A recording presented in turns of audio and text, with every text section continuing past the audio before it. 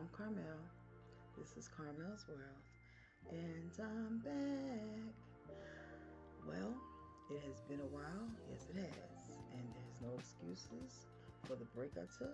It just life has been lifing. Um, as usual, we're gonna start off with the trusted Dusty. Since it's been a minute, and I have a lot of notes written down. So if you see me looking down, I'm looking down at my notebook. Um, okay, well, hey everybody, welcome back.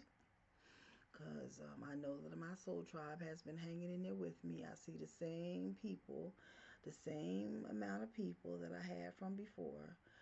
Um, I don't know what I'm doing wrong, but I'm gonna keep on doing what God tells me to do, and expound on what He tells me to expound on. And whoever needs to hear it, if it's my same amount, that's who needs to hear it. But I know that more people than the same amount that I have watches me. So clearly somebody don't want to admit they're watching me. But baby, does it really matter if somebody thinks about what you do with your video and your time with your computer or your telephone? For real. Hey, that's just me. Um you are now in my world for a little while. So grab a chair, get a drink, get a snack, get comfortable. You are now vibing with your future favorite YouTuber. Hopefully. I hope I don't bore you to tears and bore you to death. If I get you something, if you get something out of this to pass on maybe to another person, or maybe even you lose yourself, then I've done something. And that's the point. So, normally I do a little light housekeeping, and today's no different.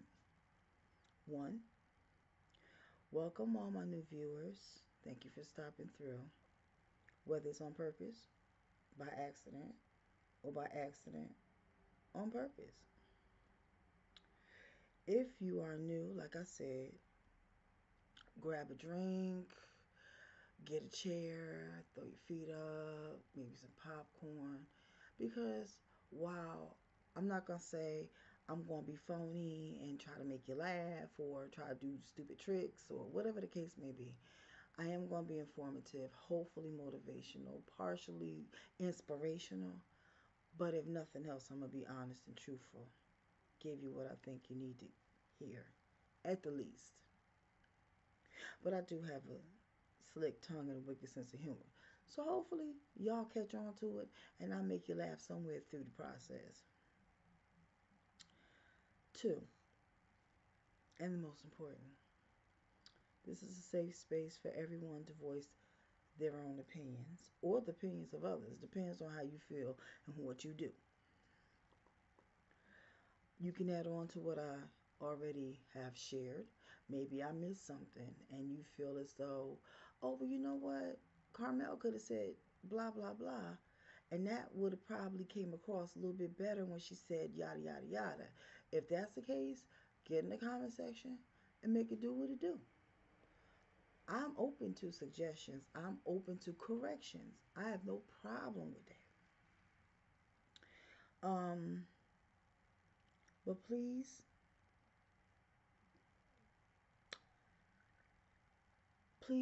share whatever you need to share respectfully and tactfully, because there's a way to say things to people without being disrespectful. I will block and delete whoever I feel is coming at my soul tribe or myself in a disrespectful manner. Now, don't get me wrong. I understand that in these YouTube streets, you open to and subject yourself, myself, to whatever comes my way. But this is still my channel. And I would appreciate if you would say what you need to say in a respectful manner. If you don't like me, I'm not your cup of tea. I understand. If you feel the need to voice it, cool. But in a respectful manner. If you feel as though my video could have been done better, done more tastefully, done more informationally, whatever the case may be, and you feel like that's what you want to say, I've got no problem with that either. Just say it respectfully. Because if not, I say in my comments, I'm on it like a hawk. I will block and delete. YouTube will not have to tell me. They will not have to do it for me. They will not sit that to the side as a question mark on whether I. No, I block and delete. With that being said,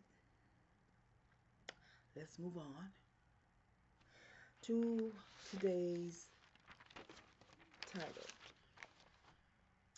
These are just thoughts and some life lessons that I thought that would go really well with my relationship series. I have a couple of videos that I'm working on currently that I have done in my hiatus and that I want to try to upgrade, add a little music to, try to, do it, make it look a little different for y'all.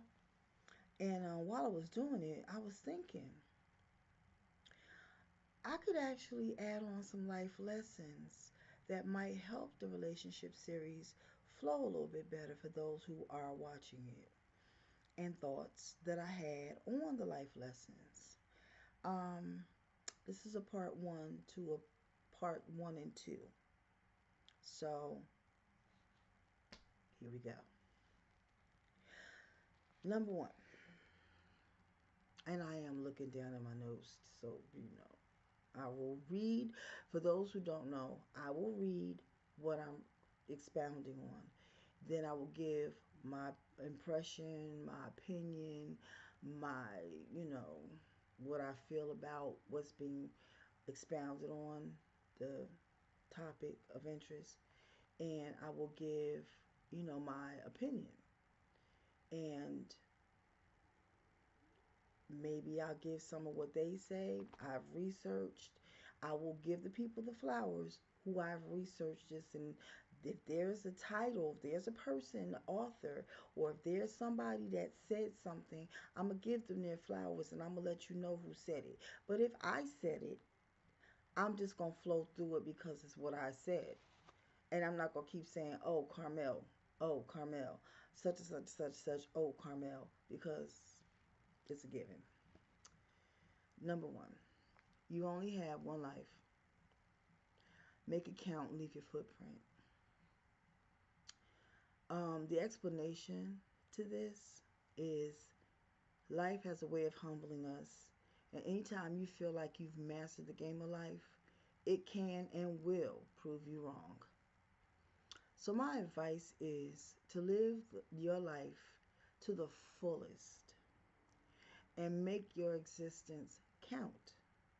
When you complete this journey called life, try not to depart it without leaving your mark on it or your footprint.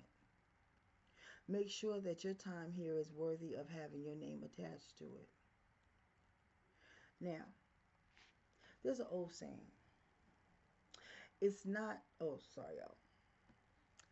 It's not the day you live, that you come into the world, or the day that you exit it that truly matters. Because don't get me wrong, the day you come in, you haven't done anything yet. You just getting here, but it's important because you've gotten here. The day that you exit this earth, you can't do anything else. Whatever it is that you wanted to do, the potential that you had to do it is going with you. You take that along with you. So the dash in between is honestly what matters the most because that's your footprint. That's all the things that you've done, all the things that you've said, all the attempts that you've tried, all the things that you've proven, the help that you may have done, the work that you have done, all of the things that you have done underneath your name, more or less, that's your footprint. How much did you help this world to be a better place? Maybe you helped in your family by just doing things in your family tree that may have helped that person make the world a better place. But you still had an intricate part because you helped the person that is helping the people. So any small thing is better than just living through, oh, they got the potential. Such and so and so has potential. Do you know how many people go to their grave with potential? Plenty. They had the potential to do this. They had the potential to do that. And if they just would have pushed harder, they would have done this had they worked out their potential.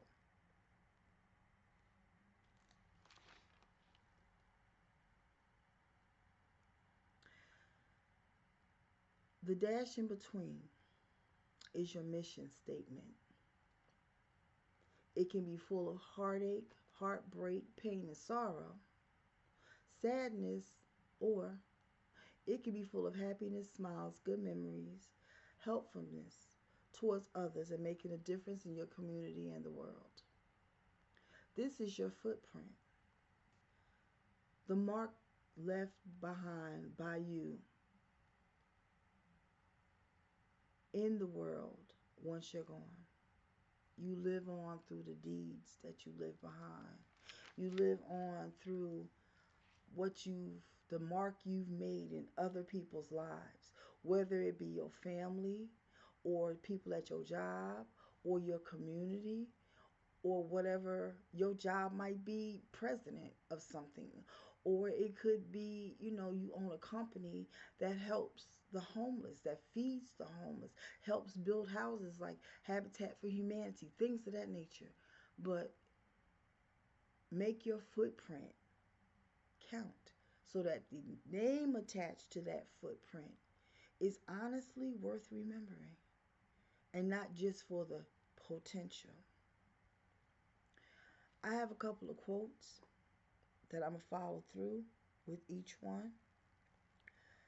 I'm Christian, by the way, and I will speak on God. I will refer to God. I may say Jesus. I may say the Holy Spirit. I may say one of the people in the Bible. That's just me. I'm not trying to push my religion off on you at all. But we're in the end times, to be honest with you, and it will be good to believe in something or someone besides yourself. Because if you just sit back and think about yourself, there's got to be something more to the world, to the universe, than just you. There's a bigger picture, and you are somebody in the picture, but there had to be somebody that orchestrated the picture before they put you in it. So believe in something. And since God is available, Jesus is always available, the Holy Spirit is waiting. Just saying. But I'm not pushing it off on you, but I will make references to it. I say that to say the first quote underneath number 1 is Psalms 90 and 12. Teach us to number our days that we may gain a heart of wisdom. Because if you are taught that each day matters, and day 1 to day 2 to day 52 to day 1012 to 10,002, but each one of those days you can gain more knowledge. And wisdom rides along with knowledge, or at least it should, because knowledge, should I say, is a waste if you don't have wisdom with it. Because knowledge, yes, information is powerful, but wisdom comes in knowing when to use it and how to use it, where to use it, and whom to use it with. Because you can waste all the knowledge in the world on a fool. Or you can take a situation and turn it all the way around with wisdom. Next, your time is limited, so don't waste it living someone else's life. Don't be trapped by dogma, which is living with the results of other people's thinking. And that was by Steve Jobs. And basically, it's true. Your time is limited. It says in the Bible that our days are, what is it? How does it go? Um, the days are numbered like the hairs on your head. And don't waste your time living through somebody else's lens on their eyes in their world. Make your own world. Live your own life, your own dreams, your own goals, your own aspirations. So many times, we as people, we try to fulfill our parents' dreams. Don't get me wrong, ain't nothing wrong with that. That could get you some money because sometimes, parents be like, oh, be a doctor, be a lawyer, be a scientist, be a this, be a doctor, be a that. You know, they have lofty dreams, but that's their dream. What's yours? What is it that you wanted to do if you had the opportunity to do it without mommy, daddy, auntie, uncle, grandma, and grandpa, and the rest of the family coming down on you that you need to do this with your life because you be something? Well, maybe what you want to do deep down inside is the something you're supposed to do for you. You think? Hmm. Next, you must be the change you wish to see in the world. I used to say, be the change you seek. That's by Mahatma Gandhi. He is very famous as, I'm not sure if he was, I don't think he was ever the prime minister of India, but he was a very, very well known person in India. He was an activist. He um, he made a lot of change, and he made a lot of things come to pass that was needed within India, and honestly, world peace. So he's well known. If you need to know who he is, just Google him and find out who Mahatma Gandhi is. Very, very well known man. Very well known. He's gone home to be with whoever it is he believed in when he was here. Um, but you must be the change that you wish to see in the world, is the truth. You must be the change. You have to be that which you want to see in the world. If I want to see change, I have to start with myself to be change. I can't expect somebody else to want something that I can't prove I can do myself or I want for myself. If I need to see the world from a different viewpoint, maybe I have to be the viewpoint the world sees itself through. Next, spread love everywhere you go. Let no one ever come to you without leaving happier. Well, that's by Mother Teresa, another very well known activist, world peace, fed the, fed the hungry, helped house people that were homeless, was there during famines and the like. Very well known woman. She's no longer here. She went home to be with whatever it is that she believed in. And if you Google her, you will find out her history. But basically, what she's saying is spread love, not hate. There's too much hate in the world. Don't let the devil get a stronghold and do what he do. Spread love. Look beyond yourself to the bigger picture. It's so easy to hate. So change it. Like I said, I used to say, and I still believe, be the change you seek. Number two, life is all about choices and decisions. Make wise choices and think things out through and thoroughly. You only have one life, remember this. There are no do overs.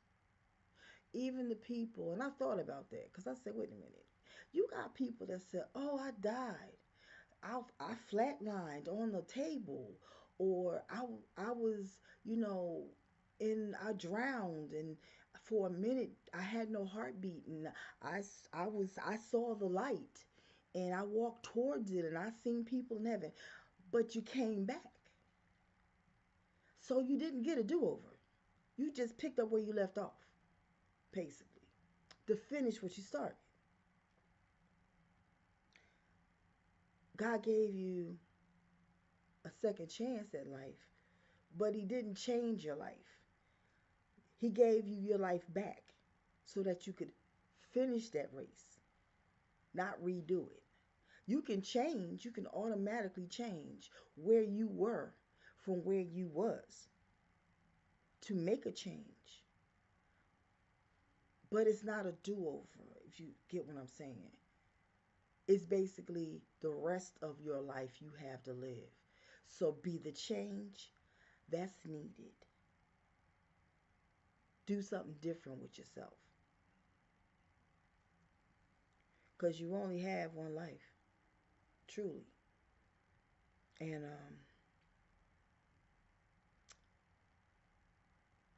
that life means something to somebody who knows that life is fragile and life is important. And the choices and the decisions that you make today could effectively change your tomorrow or somebody else's tomorrow, from bad to good or good to bad, depending on the decision, depending on the choice. Life is made up of choices and decisions. Some we regret, some we're proud of. Some will have and haunt us forever. The message, though, is this: we are what we choose to be, and it's manifested into reality by us making the conscious decision to set into motion. And this happens through discipline and action. The quotes are: choices are like the things destiny. Hold on, said that wrong. Choices are the things of destiny, just as decisions are the catalyst for change. Okay. Now, when I wrote that, I was like, catalyst. Let me do a definition of what catalyst is: a person or thing that precipitates an event or comes right before the event. A substance that increases the rate of a chemical reaction without undergoing any permanent chemical change. So, when you say choices are the things of destiny, your choice lines up with your destiny, truly. Because what you choose today will manifest itself in your tomorrow. Just as your decisions are the catalysts for change. You decide to do something, it can create a situation that change will come out of. Next, the knowledge of the presence of mortality makes our decisions mean more. Basically, if I know that there's life and death in my decision, it makes my decisions mean a little bit more, give it a little bit more importance. I know that if I decide I'm standing on the corner, it's a green light. I'm at the highway, it's a bunch of cars coming. I know if I make the decision to step out in traffic, knowing that it can effectively end my life, I know the importance of that decision on whether I should or shouldn't step out into that traffic. Makes it mean more because it can kill me. If I make the decision to stay where I'm at, it can save my life. So if you know that your life depends on the knowledge of your life. It's your life depends on this knowledge, just what you are about to decide, your decision. You know that it makes it a little bit more important, the next idea, the next decision, the next choice that you make. Next, you cannot make any progress without making decisions. And sometimes not making a decision is a decision. Now, let me say that for the people in the back. Not making a decision, not making a choice, is actually making a choice or a decision. And we've all done it. Somebody asks you to do something, or asks you, can they have something, and you never give them an answer. You just gave them the answer. Because, see, no is just as acceptable as yes. Or your boss asks you to do something, and you don't really feel like doing it. So you don't. Or you take your time with it. And your boss comes back to you 3, 4 hours later to look to see if you've done it, and it still ain't done yet. Oh, well, I thought you would have done this by now. I asked you, if you felt like doing it, to do it for me. But you didn't feel like doing it, and you didn't do it. But you never said you wouldn't do it, but you never said you would. You made your decision at that moment.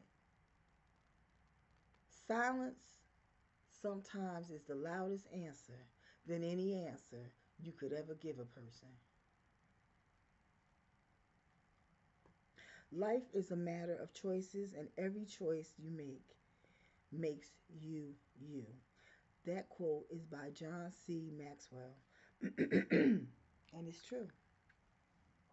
Because you are an individual and because you think the way that you do, that makes you you. The way you think is indigenous to you. Because you can have a person that has a twin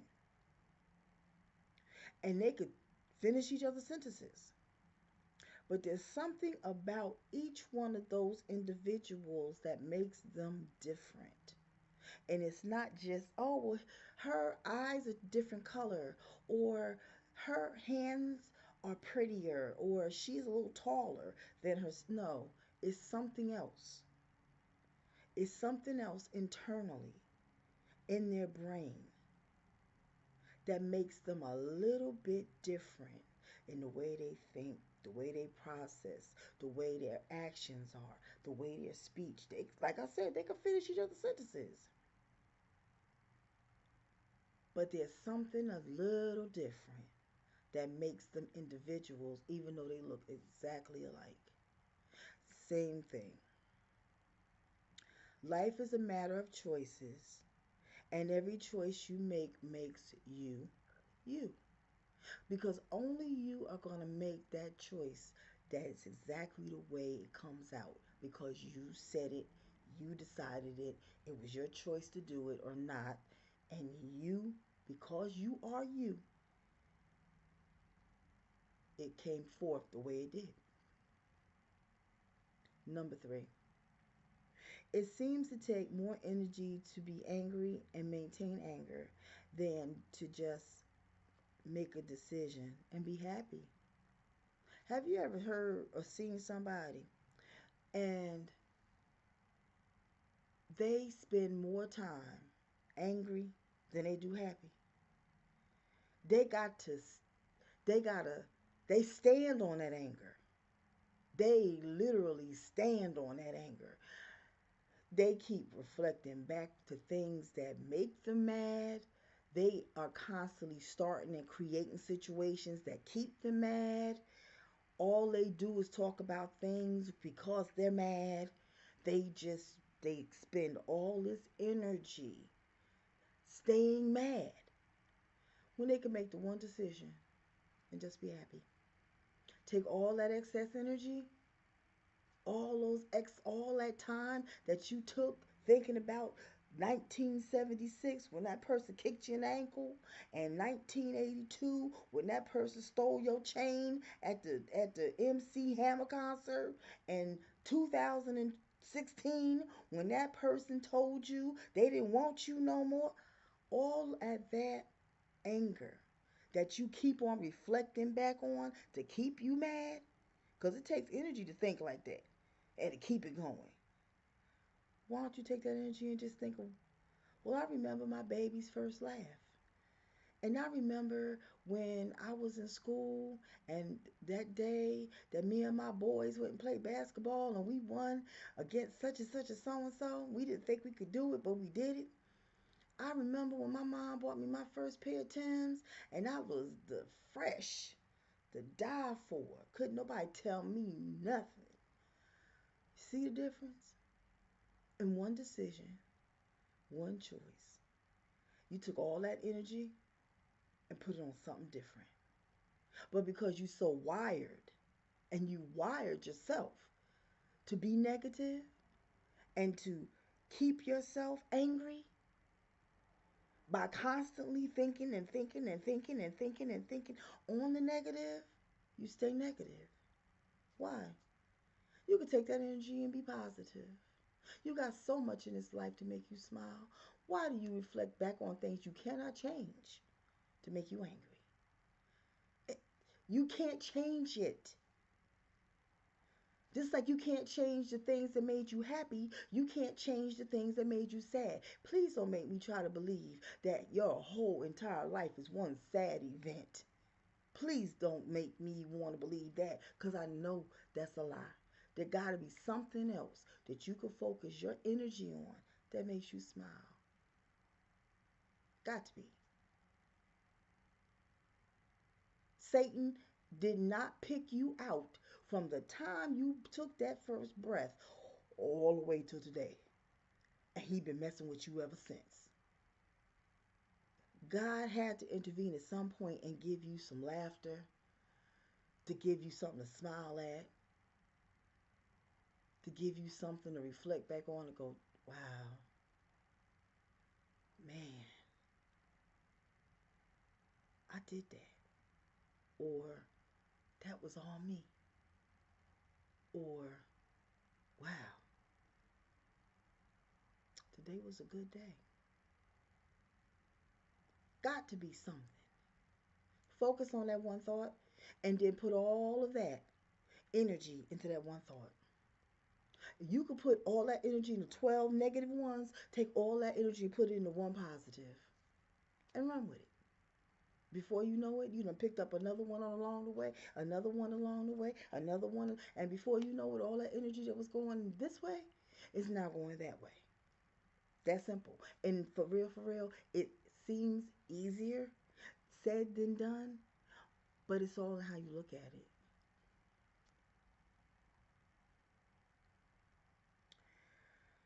Quote,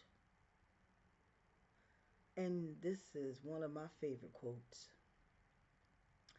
never make a permanent decision on temporary feelings. Come on, somebody. Amen. Let me say that again for the person in the back. Never make a permanent decision on temporary feelings. You are in a relationship. Y'all is in the honeymoon phase. You know, that first 3 to 6 months when everything looks good, everything feels good, everything is good. You don't really know the person. They representative have been singing the songs that you need to hear to make you feel like this is gonna go places. And you've been looking at this person through rose-colored glasses. They can do no wrong. They love you, even though you haven't been together long enough to really be that invested to say that y'all in love. Now, don't get me wrong. Some people say that there is love at first sight. I get the concept, but we ain't talking about that. We talking about normal, everyday, average people. You made the decision that you want to be with this person. All of a sudden, you at their house, they at your house, and before you know it, you thinking matrimony. The kids, a dog, a house, white picket fence. You don't even know this person. Just because they wake up in the morning and you can't hear them snore yet, don't mean they don't snore. Because you haven't seen them in the kitchen taking one pan and one pot, but tearing up the whole kitchen just to make a meal. See, they representative cleaned it all up because the representative is still out. Hi, how you doing? I'm representative. I look good, I smell good, I feel good, I am good, I'm just good. But once you get to that point where the rose colored glasses come off and you realize, oh snap, you ain't what I thought you were. And I don't like you like I used to because you not what I thought it. I went in. I don't. Yeah, I'm gonna have to rethink this whole situation. But at this point, you done made promises now that you know you can't keep. Once again, permanent decision, temporary feeling. The feeling's wearing off now. That euphoria is gone. Rose colored glasses, bye bye. All you have left with now is the reality of the circumstance. That person is no longer perfect. They are human and they have human situations, human things. So, do you really want that permanent decision on that human? That's a little bit too much human for your temporary feeling. Hmm. Next, amount of patience in a moment of anger saves 1,000 moments of regret. I'm sorry, a moment of patience in a moment of anger saves 1,000 moments of regret. In other words, give people grace when you angry, because it'll save you a long, long road of regret, of saying things that you really shouldn't have said in that moment of anger when things got out of control and he or she may have been running off at the mouth and you just running off at the mouth at them back at them. Give that person grace, because see, you may very well say something in a moment, in a heated moment of anger, that you can never take back. See, once you say something, you can't unsay it, and once that person hears you, they can't unhear it. So if you tell them what you really think that you've been holding on to because you know that that's just ignorant and you shouldn't say it, and you say it in that moment because you ain't shown no type of grace, no type of patience, they can't unhear it. They've heard it. They've heard you say it. So it's like one of those, well, now tell me how you really feel. Hmm. Save yourself. Give people grace. I think about it as like somebody being in a boxing ring. You don't get in that boxing ring with them. They just sitting there punching themselves in the face. Now, if that person don't want to let you out of the argument and they just keep saying, well, what you got to say about it? You ain't saying nothing. Well, I guess you agreeing with me. Let them argue with themselves. Let them argue with themselves. Unless they getting physical and you got to remove yourself from the room, let that fool argue with themselves. Show them grace. Because you know, if I say this one sentence, I could tear your entire world to pieces. People with holding on to importance. People who are powerful and they know they powerful. You know you own that moment. You ain't got to use it. because you already know. You can actually laugh, but not in that moment. Just show them grace. Next, never make a reply when you're angry. Never make a promise when you're happy. And never make a decision when you are sad. Reason being because all three of these situations are emotion based: the angry, happy, and sad. All emotion based. You're not thinking with your head, you're thinking with your heart. You're leading with your heart. That's not a good way to be. Lead with your head. Now, don't get me wrong, put a little bit of the heart in there, okay? When it comes to making a reply when you're angry, put some of your heart. How would I feel if it was me? I know I got to show this person grace. I know I can't say what I want to say. I'm not going to respond to what they're asking me because they're angry and I'm angry, and this could turn real ugly if I tell them the truth. Never make a promise when you're happy because happiness is fleeting. And by the word fleeting, I mean it's momentary, it's in the moment. I'm happy right now at this moment. So if I tell you I love you, I promise you I'll stay with you the rest of my life. I promise you the first chance we get, we can make that baby. I promise you we get married. I promise you I'll love you forever in that moment of happiness. But now when it turns horribly the wrong way, then what? What you said, just null and void? No, because see, that person's gonna hold you to that what you just said in the moment of happiness. Don't do it to yourself. Don't let your heart write a check that your brain and your butt can't handle. And please don't make a decision when you're sad, because when you're sad and depressed, you make decisions based on how you feel, and you know what, just go ahead on, just do it. Just, you know what, I just don't want to because I just can't. No. At that, don't even make the decision. Don't do it to yourself. Don't. Just don't. Just say no. At this moment, I'm not in my right mind to make a decision. I will talk to you later when I'm in a better mood. And if they can't accept that, then guess what?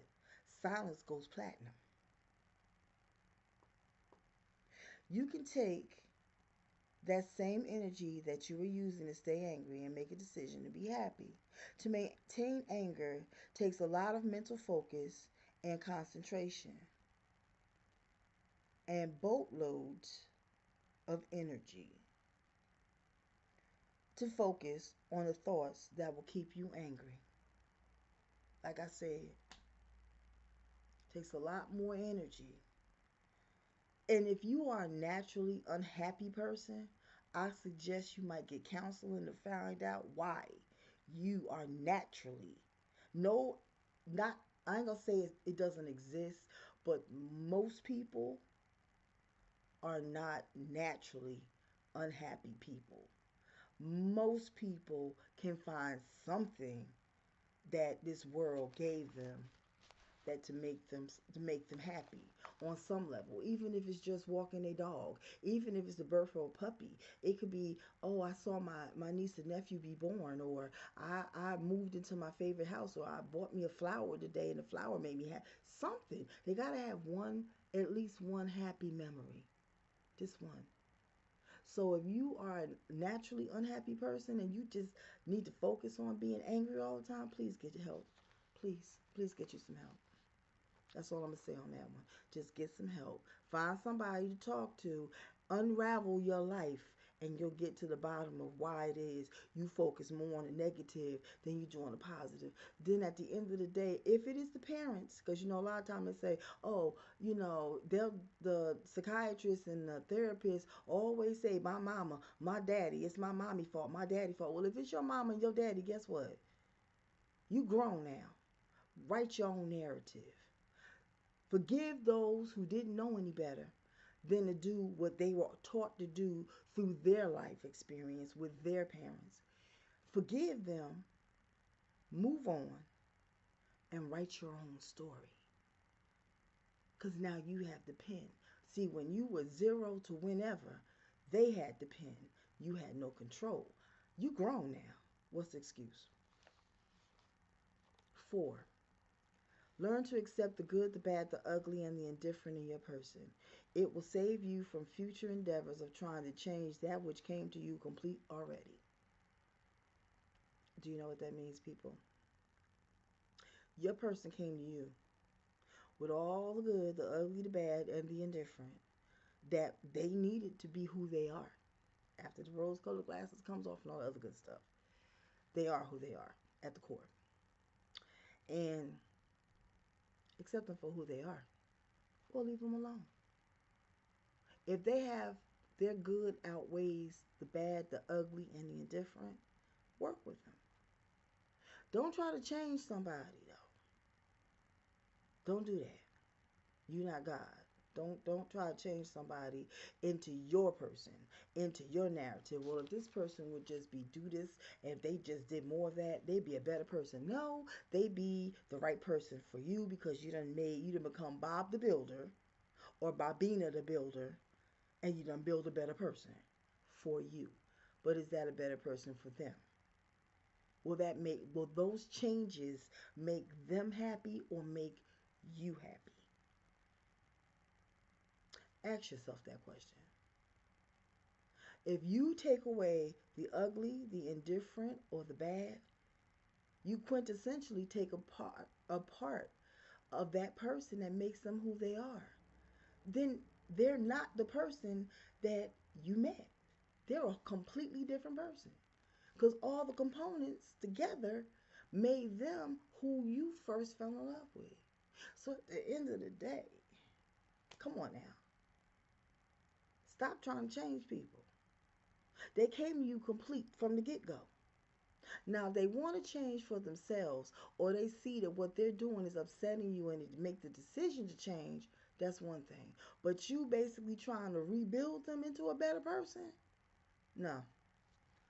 No. Let them go. Let them go and find somebody that's more accustomed and more like what you are looking for. Simple as that.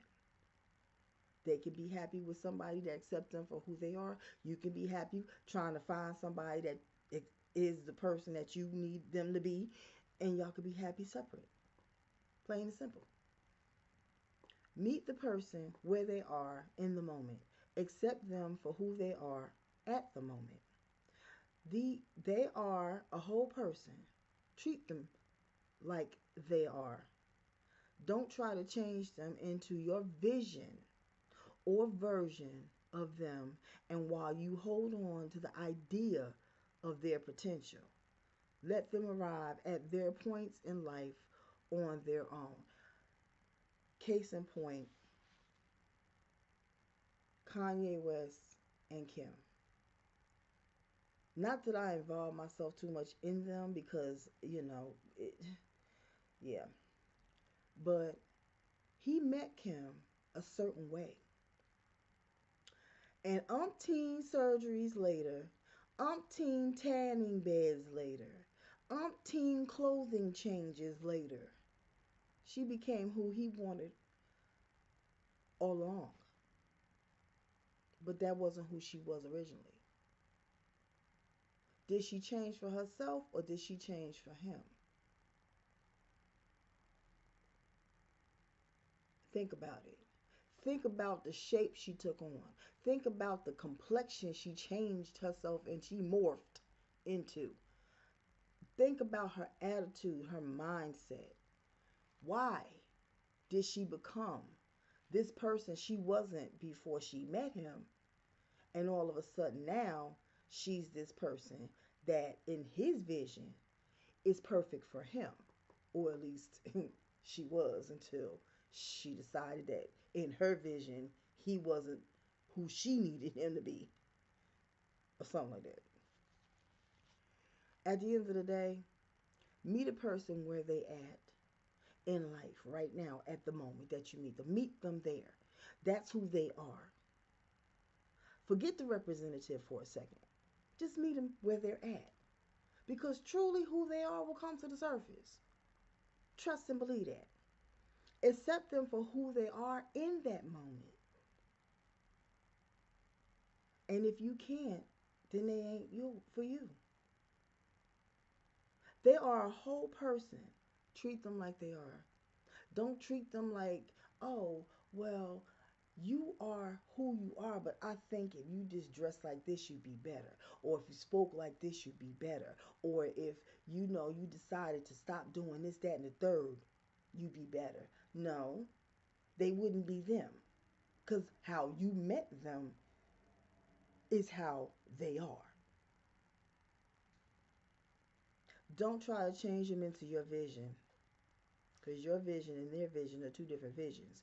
Unless they show up like like they see themselves how you see them, then your vision and their vision is two separate visions on how they should be living their life, how they should be dressing, how they should be talking, how they should be walking, how they should be acting. Let them arrive at the points in their life on their own, their potential. Well, if I just work with him and I just make him into this person, and if he just listens to me, he'll reach his potential. That's his potential, not yours. Same way you got potential. If he just push you and push you and push you and push you, you'll be, if you stay in that gym and you work out 20 hours a day and you eat that vegetable with nothing on top of it except for Jesus, you become the person that you'll potentially work yourself into being. No, I'm a big girl right now. This is who I am. Accept me for who I am right now. Mm-hmm. Yeah. Skinny chick down the road, I ain't there yet. But I am who I am today. Can you love me like I am today? Because if you can't love me for who I am today, guess what? I can lose 3 people. I still got the same mindset. It'll just be in a different form, but it'll still be the same person. And if you can't accept me for who I am today, I don't need you in when I'm at my potential. Because then I ain't going to want you. Because I know the only reason you still there is because you saw the potential. Because you didn't want what you saw in front of you at that moment. See? See the point? Accept the person for who they are, for what they present. Because that's who they are. And if they choose to change, cool. And if they don't, guess what? Cool. Number 5 and last. One sure sign of emotional maturity is when you train yourself to take nothing personal. I'm going to say it again. One sure sign of emotional maturity is when you train yourself to take nothing personally. If you go through life taking everything personal, you'll move very slowly because you'll be too busy wondering, the next turn. I got to worry about what people say, think, and feel about me because even though it's your life, they're still orchestrating it because you're wondering what they're thinking. People are always going to have something to say, something good, something not so good. Train yourself to not react to the negative so much. A lot of times, when a person is throwing negative things at you, they are just projecting on you or towards you how they're feeling about themselves. Let it go, brush it off your shoulders, and keep it moving. Period. Because guess what? You got a lot of miserable people in the world who have wishes and dreams and goals and aspirations and ain't near one of them panning out in their lives. So they get angry because they see you pushing forward. They see you striving. They see you thriving. They see that you making moves and you're making differences. So they got something negative to say about you. You know, the naysayers, the haters. No matter what you do, no matter how good you dress, no matter how thin, how big, how short, how tall, how wonderful your attitude is, how good you smell, how wonderful your Prada bag look, it doesn't matter. Somebody's always going to find something wrong with you because you have a lot of miserable people in the world and they project the misery on you. You can come to your job or you can come to church looking like $1 million. Mm. She thinks she cute. Mm. He think he's somebody. Mm. She thinks she looked good in that dress. That dress, I had that same dress it ripped last week. It ain't gonna be on her no matter in the second because she too big for it. And we'll tell you. Hey, sister so and so, how you doing? Hey, girl, I see you wearing that dress, huh? Mm-hmm. You might have wanted to get it a little looser. You know you in God's house. Really? Really? Seriously? Okay. That was appropriate in God's house too? Being judged not lest ye be judged, but we're not gonna go there since we in God's house. you want to you want a job, you know you just knocked it out the park with what you just presented that on your boss's desk, and then somebody will come right behind you and steal your idea and claim you stole theirs because they know they couldn't do it, so they stole it from you, or they talk about you behind your back, sometimes even to your face. They project. They miserable because they can't. They miserable because they won't. They miserable because it ain't happening for them. And they project that misery onto you. So if you consider that everything somebody says about you, if you're so worried about this person and that person talking about you, talking at you, look, just keep in mind, like Cat Williams said, everybody needs haters. Everybody needs haters. And if you ain't got enough haters, I got a couple I can give you. Because I got a couple. Lifelong haters. Since the class of 1972. And I was only a kid then. Next, maturity has to do with intelligence. And intelligence is, among other things, the capacity to learn from experience. Thus, mature people have an awareness of their own lives that they use to make informed decisions. They don't just complain, they tend to be optimistic. Well, it's true. Maturity has to do with intelligence because you have done the work, you have learned what you need to learn, and now you're at a point where you know enough to know what you need to know. You could always learn more, but at that point, you have learned enough to know what you need to know to make informed decisions. You're not a baby anymore. You've learned a lot, you've experienced a lot. You can make an informed decision based on your experience, and you've had enough experience to know that if you make this informed decision, it's going to be the best decision for you in that circumstance. That's maturity. Now, like I said before, the emotional maturity and training yourself to not take things personal. I want to say one more thing on that. You can train yourself to do something. People go to school for things all the time. We were trained to worry about, some of us, to worry about what people say, think, and feel. I know I used to be one of them. Always worrying about what the next person thought, what the family members thought, what this person said, how this person feel. When you walk out the door, you know I use a representation of me. So keep yourself together. Make sure you don't do nothing disrespectful. Watch how you speak to people. Da da da da da da da. But these same people didn't bother watching out how they spoke to me. They didn't worry or wonder about how they were disrespecting me. They said what they wanted said and had made me feel some type of way most of the time. But it was okay. So I had to untrain myself on how to not worry about how people felt about me. to live my life for me and not for the next person or their insults.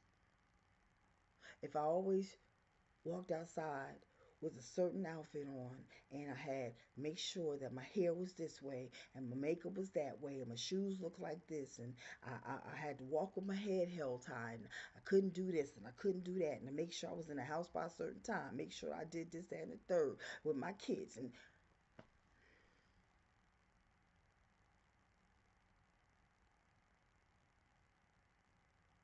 it was aggravating for a very long time. And I'm not faulting my mama because after she died, I wrote my own life. But when you are so used to doing things and you get into routine and patterns, you don't even realize sometimes that you're doing it. And I had to unlearn what I was taught from a baby. Is it hard? Absolutely, because you have lived lifetimes doing it. It's not easy, but it is doable. So train yourself today to stop wondering and worrying about what other people think and say about you as a person, you as an individual, you as a parent, you as a woman, you as a man. Because guess what? The people that are passing judgment ain't living their lives so well that they could pass judgment on yours. They was worrying about themselves. They wouldn't have enough time to think about what you're doing or how you're doing it or who you're doing it with. That's all I have to say on that. Hit me in my spirit to say that. That's why I had to backtrack. Be responsible for your actions, being sensitive, considerate towards others, and having the ability to change and adapt to circumstances. An emotionally mature person is always adding value to himself and those around him or her. Okay, let me say that again. Being responsible for your actions, being sensitive, considerate towards others, and having the ability to change and adapt to circumstances, an emotionally mature person is always adding value to himself and those around him or her. The quotes for this is maturity is the ability to think, speak, and act your feelings within the bounds of dignity. Now, that is true. You can speak, you can act, and exhibit your feelings within a bounds or the constraints, the walls set up of dignity. Don't live undignifiably, basically. Make sure that you're not doing something that would bring shame upon yourself. Now, that could mean many different things to many different people. I mean, I'm more prudish. I'm a modest person. I don't believe in having a lot of cleavage. I don't believe in wearing short skirts. I don't believe in a lot of different things in dress codes. But then I know people who will walk around in shorts that's showing every part of the crack of their tail. I know people who will wear a top buttoned all the way down to the belly button with no bra and really be comfortable in that. I wouldn't be comfortable in it, but it ain't me. I ain't judging. Girl, if that's how you feel, do you. I ain't got to be the one to answer for you. You know what I'm saying? You got some men who think the skinny jeans and the sagging underneath the butt, even though it has been going on record as that's how men in prison would advertise that they were gay by showing that they sagging, and you still have some men today and boys, you have a whole culture of boys walking around with they pants, they buy them too small to only fit up to their hips and their tailbone, and their butt is hanging outside. The whole back part of their underwear is hanging outside of their jeans. And the jeans are so tight you can see their heartbeat. And that's cute to some people. not realizing, or maybe realizing and not caring that you are advertising that you on sale, that you available, that this is how people in jail advertise to each other. But they find it attractive, and you got some girls that look at them and go, "Oh yeah, okay, I see you. I see what you working with. You see what he working with, and so does Paul, John, Tyrone, Shaquan, and the crew." But that's neither here nor there. I ain't judging. If you comfortable, you love it. I ain't even gonna say I like it. I think it's a form of disrespect. But if you love it, that's on you, boo. That's on you. There's no purpose in it. And these boys have been told that this dress code is the dress code that came from jail, and that this is what it means. And they still walk around like it. They still walk around with they buy the draws to purposely show bright colors outside of the jeans.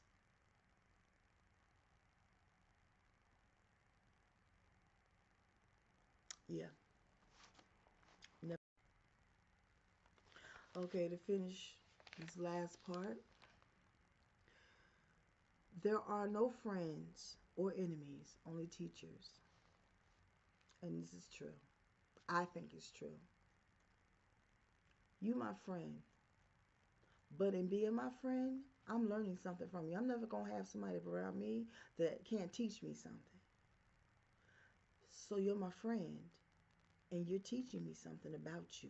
You're teaching me why you like me. You're teaching me about things about me that you don't like. You're teaching me about how you look at the world. I'm seeing visions, and I'm seeing lessons through your eyes and how you are. Same thing with the enemy. You don't like me. I'm seeing your vision of me through your eyes. I'm seeing how you are and how you do things, how you come at the world through your actions. You've taught me something. What it may be as positive, it may be a negative, but it's still, you taught me something. So, truthfully, there are no friends and there are no enemies because everybody's a teacher. Everybody's put in your life to teach you something. Moment to moment, you are a sum of your emotions and thoughts. You are. From one moment to the next moment, you are the sum. You are the ending result. 1 plus 1 equals 2. From this moment to the next moment, whatever I do comprised together makes the next moment. I'm sitting up here talking to you. From this moment, I finish this sentence to the next moment, I'm hoping to teach you something. I'm hoping that you learn something.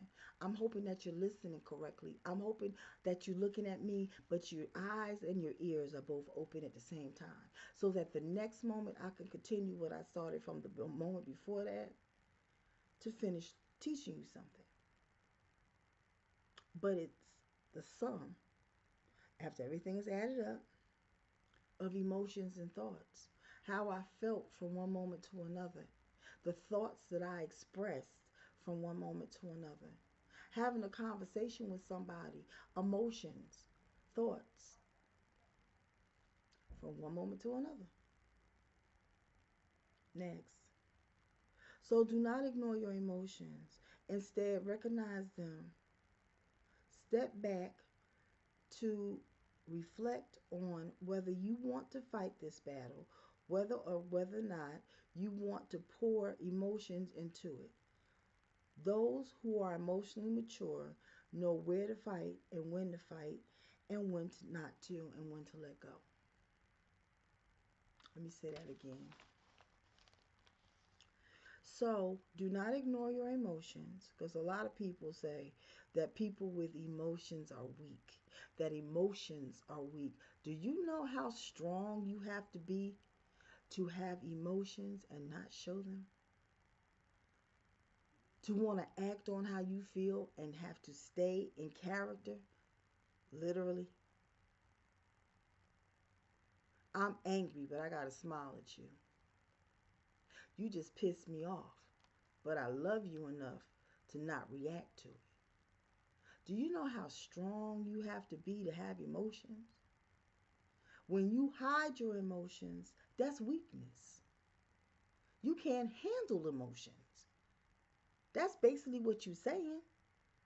You can't handle them. You don't know how, you don't have the strength that is required to process and evaluate a situation, to know how much to put in and how much not to put in, if to put in any at all, and what type of emotion to put in.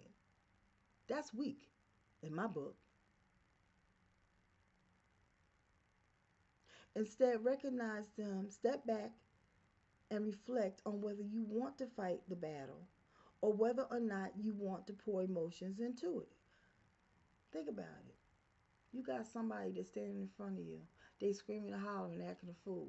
You have a choice, decisions and choices, whether you can pour into it emotionally and back up what they saying with what you saying to respond, or do I even respond at all? Because like I said before, honey, you can say a lot and not saying a word. Silence goes platinum.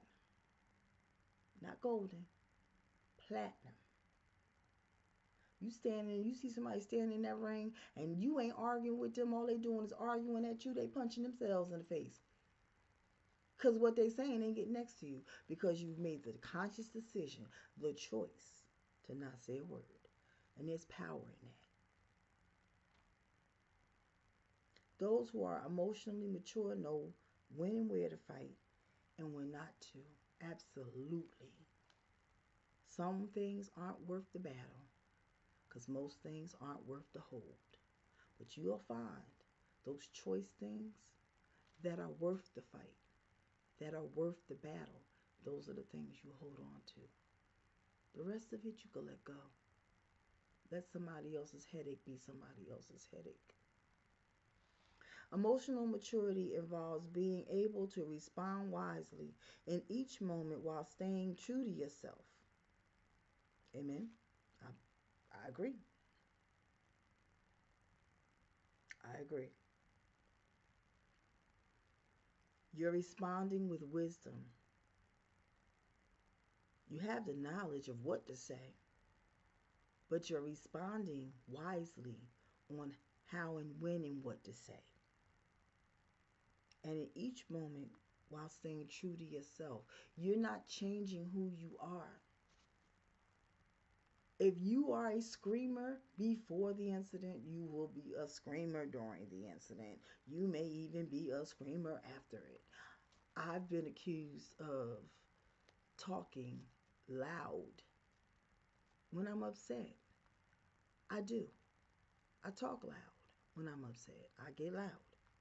Not on purpose. It's just habit, out of creature of habit. But I'm not going to argue with you if the argument is not worth it. You got one time to show me disrespect. I'm not wasting a moment of my energy arguing with you because you're not worth it. Nobody's worth stealing my peace from me. So I know when to use my wisdom and my knowledge, when to pour into an argument and when to pull back from an argument. Make my point, and that's all I'm gonna say. You can sit there and talk all day long till the cows come home. You talking to yourself because I done said what I need to say and I made my point. Ain't nothing left to be said after that. I don't want to hear no injury, no insult. I don't want to hear nothing. But if you want to keep talking, go ahead. You talking to yourself though, because I'm gonna leave.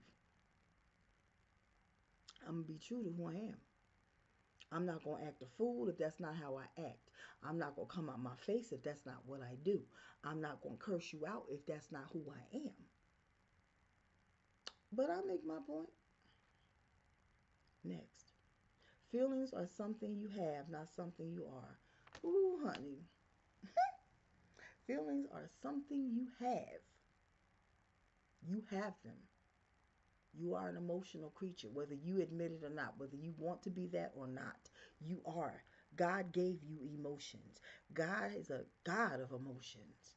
He loves, He hates, he's a person, He has emotions. To think that God sits up high, looks down low, and doesn't love us, that's not angry at why we act the way we act or why we treat Him the way we do, isn't perplexed by the ones that come at Him in prayer thinking He a genie. He was so curious about His children, He sent His Son to figure us out. And then, because He figured us out, He died for us. You don't think God cried when His Son died? A human death? He's emotional. He loves us. He hates the things that happen. He's not going to create His creation without emotions. So, feelings are something we have, but it doesn't have to be it doesn't have to be who you are. Think with your head. Lead with your head. Be rational. This is coming from a very emotional person. But I have to lead with my mind first. I have to lead with my rational thoughts. I have to lead with common sense. Now, my heart might be telling me, look, so and such and such just came out their face. We about to open up a can. But my head is telling me, but this situation is unmerited. It's not worth an argument because that person is only doing what they say coming from a hurt place. Hurt people hurt people. You know this. So being is how you know this. Are you going to add fuel to the fire, or are you going to just accept the fact that they're a hurt person and nothing you can say is going to heal them because they ain't ready to be healed, and let them go? Common sense, rational thinking. My heart wants to help heal them. At the same time, wants to beat them up with a lot of words that can hurt them because they hurt me. But my mind is going, is it worth it? People who have power very rarely have to use it. Is it worth it? You know they're a joke. They know they're a joke. They're projecting because they're miserable and they're hurting. Hurt people hurt people. Let them stay in their own bubble. Leave them alone. And you do what? Exit stage right. Boop.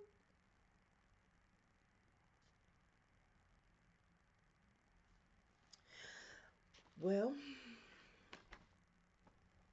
with that being said, we are finished. I thank you for listening this far. If you have made it this far, please leave me a heart.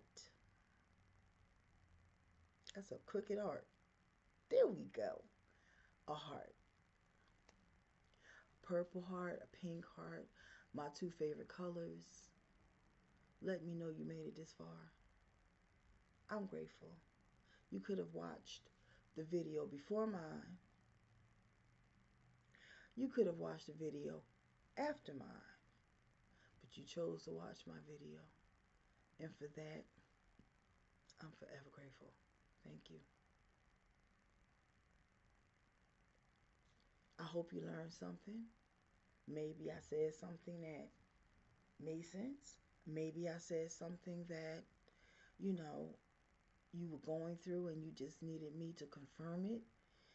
Maybe you know somebody that could use a little bit of what I'm saying, my Carmelle wisdom, and you can pass it on and put it underneath your own, marker and say, you said it. So long as the person that needs to hear what I just said gets it, I don't care who tells them.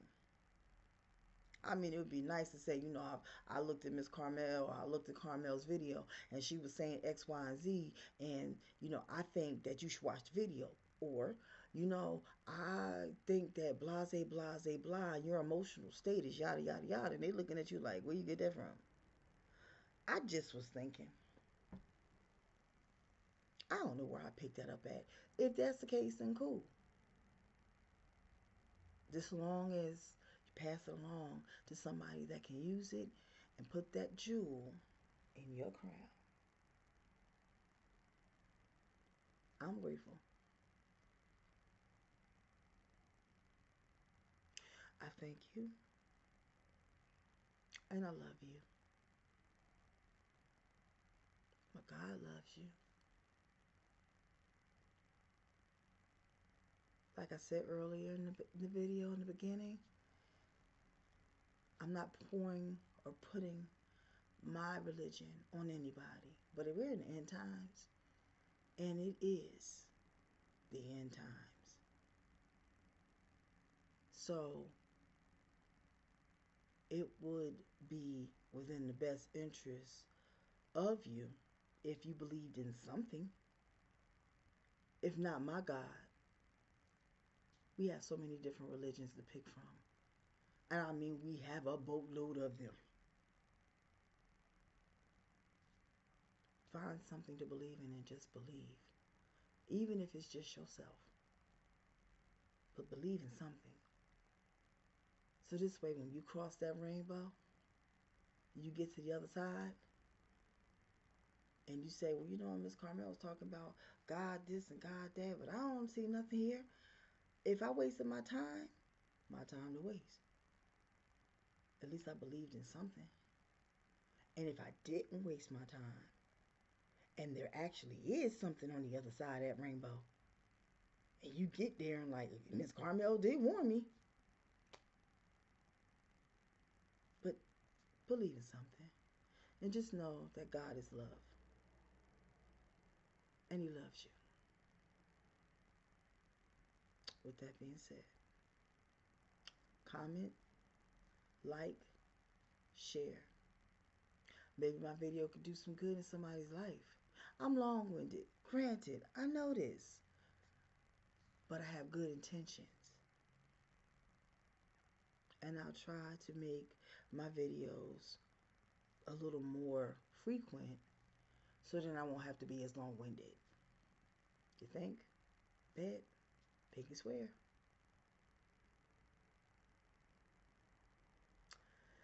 Anywho,